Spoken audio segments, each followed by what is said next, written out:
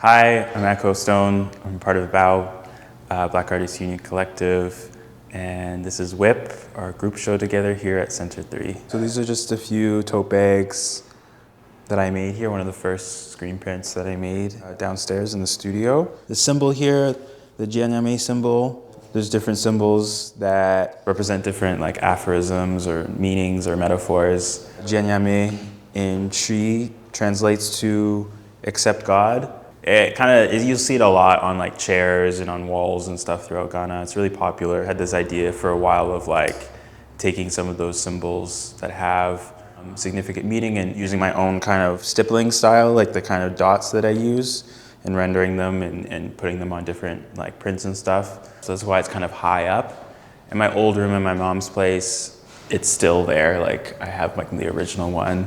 And this one is, it's called The Tree in a Pyramid. I went through this phase, which I guess I'm still sort of in and out of researching ancient history and stuff. And I was really taken aback by Pharaonic Egypt and the kind of technology and knowledge that they had. And I've always loved trees and what they represent in terms of always reaching towards the heavens while still remaining really rooted in the earth. And so I kind of like how they've kind of symbolized that in my personal life and also other cultures as well. So screen printing, it was kind of cool. You could take the ink and pour it at different points in the screen and then push it down.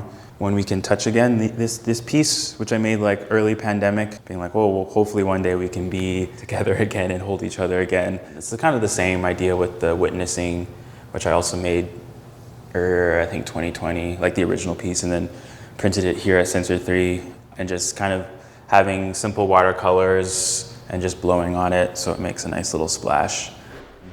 Yeah, I wanted to make things that people could use, put stuff in, put stuff on.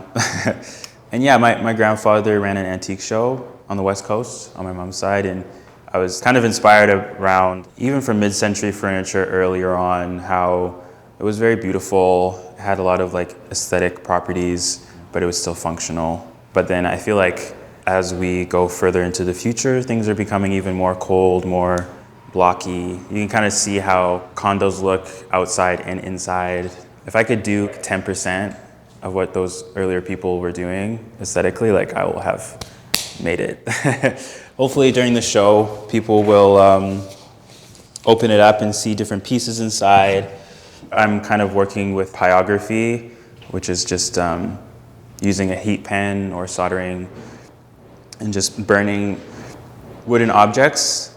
When I started doing stuff on cutting boards and wooden spoons and spatulas and stuff, and then I was like, oh, I should start doing it on furniture too. So I just started burning furniture.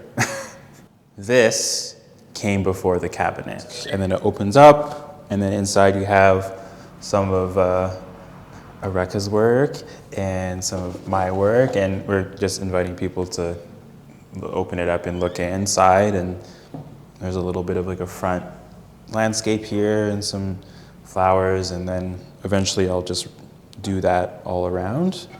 But yeah, it's a work in progress, hence the WIP. I don't share much stuff that I make, and so it's really nice to see it in this sort of context. It feels good, so yeah, I'm very, very thankful, yeah.